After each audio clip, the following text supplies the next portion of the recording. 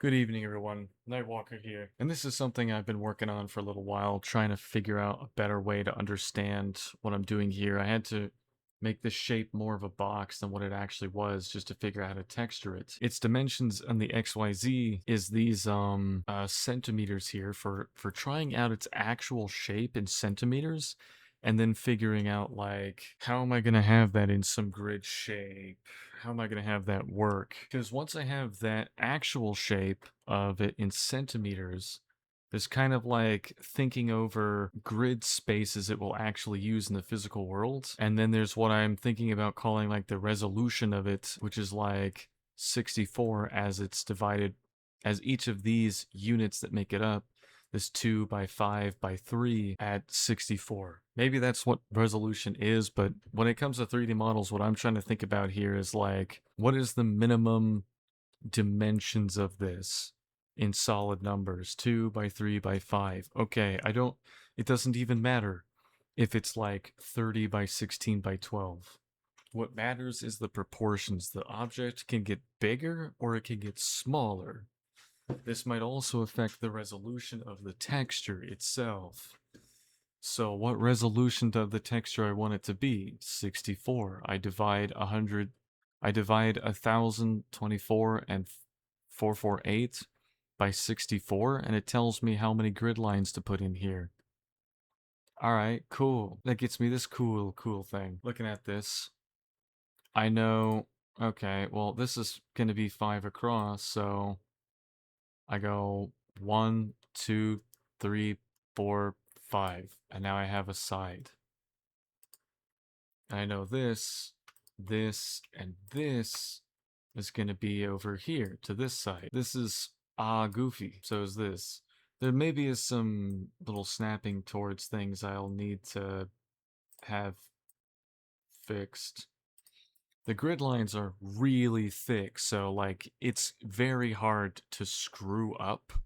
Really hard to screw up where these things go, because like bam, there they are. That's the only sections I care about. I was actually counting the pixels when I wanted it to be pixel perfect, so I was counting the pixels across. It was terrible. But now I figured out this is so much better. Now, it wasn't originally snapping to this, so I may have to take its like corners and fix them and make sure they're actually aligned up. This was also confusing the heck out of my brain. Why it seemed like it would go over in some pixels, like the texture had to be wrong, like maybe some pixels were down here. No, everything was just misaligned just so badly by me pixel counting, tripping myself up. The texture that I had spent so much time on and overlooked so many times was, or double checked so many times, was right. Jeez, I'm kind of tired doing this one. It finally looks right.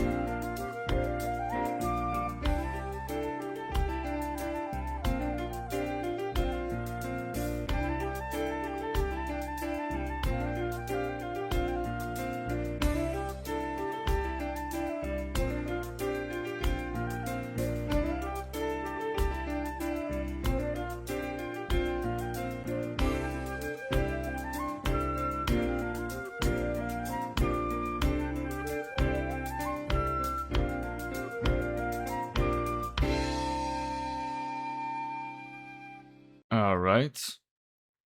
Good evening, everyone. This is me having to come in through the editing. I'm talking about this being divided into these different squares, each of which is going to be 8 by 8 pixels. Now these grid squares that you see are what I call cube units, and I'll link a video that shows that all the audio for this got lost, and I didn't notice until just now.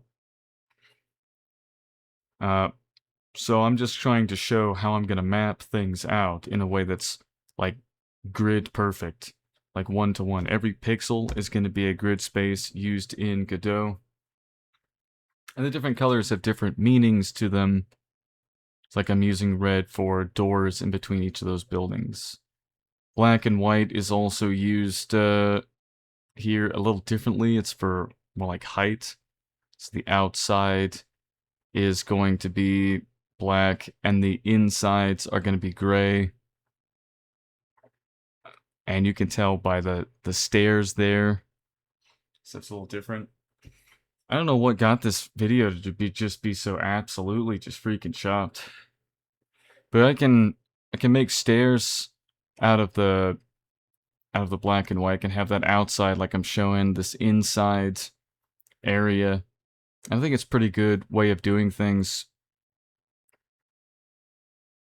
That way everybody on the team can see what needs to be made and where, and compare it to the map that I'm showing.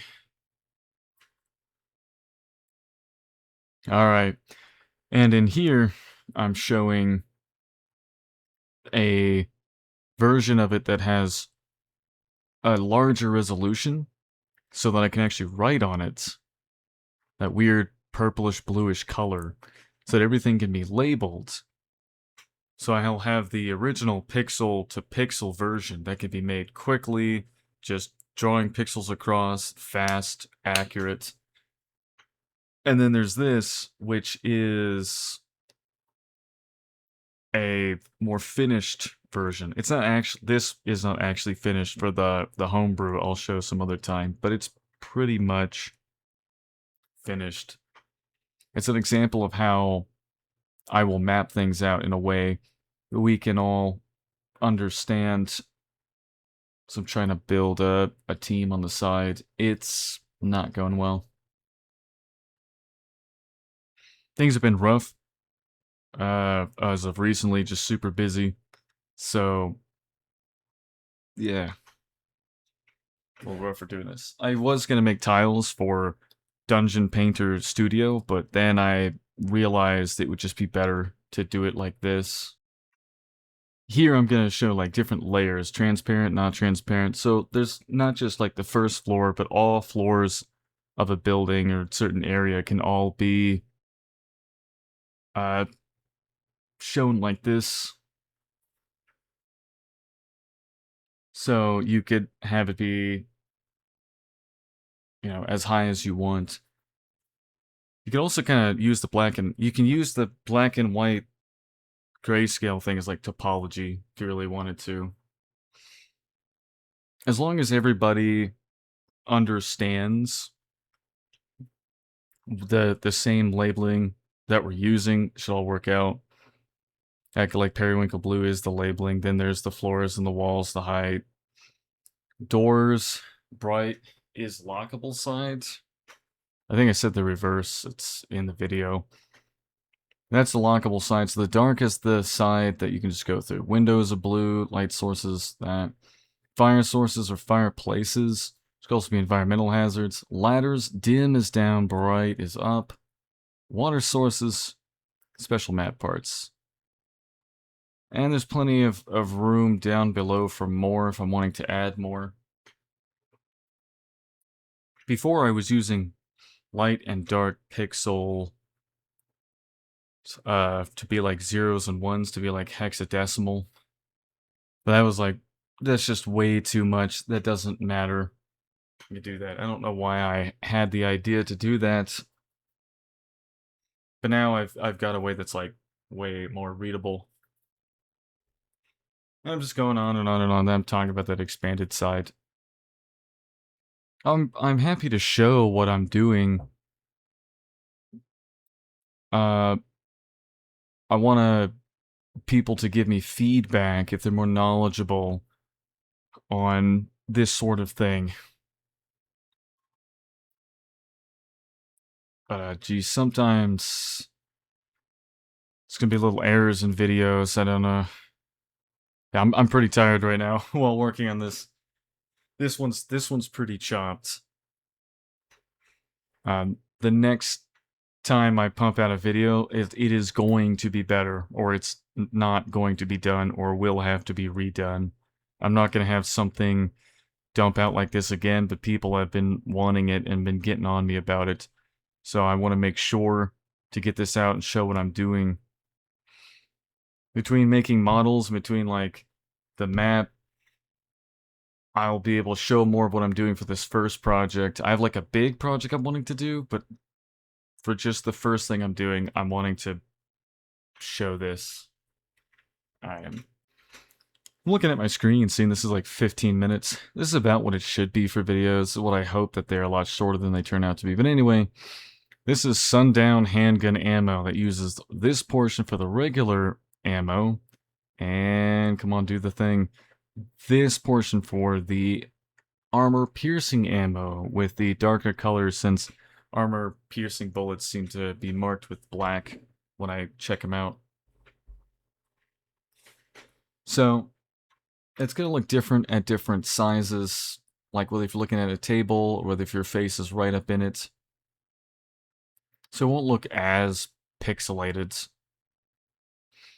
Now, even though this is going to be handgun ammo, revolver ammo, magnum ammo, rifle ammo, etc., it is each of these are going to have the real caliber on the object and the item description.